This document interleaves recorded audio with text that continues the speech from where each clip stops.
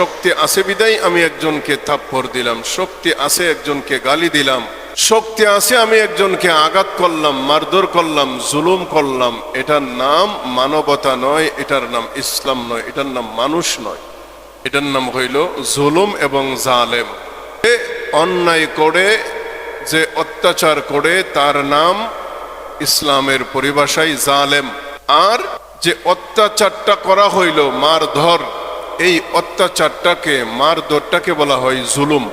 আর যে ব্যক্তিকে মারধর করা হইল, অত্যাচার করা হইছে, যে মায়ের মোরা খাইছে, তাকে বলা হয় মজলুম।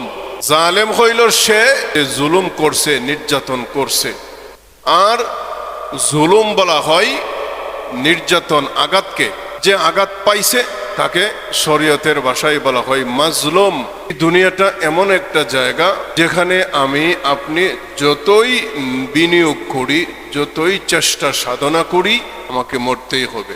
একটা সময় নির্ধারণ করে দেওয়া হয়েছে, ওই সময়টা পর্যন্তই কেবল আমার দেহ সবল থাকবে, সচল থাকবে, চলতে পারবে।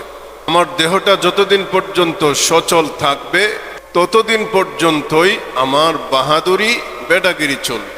তখন আমার দেহ নিস্তেজ হবে, দেহ যখন দুর্বল হয়ে পড়বে তখনই আমার শক্তি, লাঠি, আমার হুঙ্কার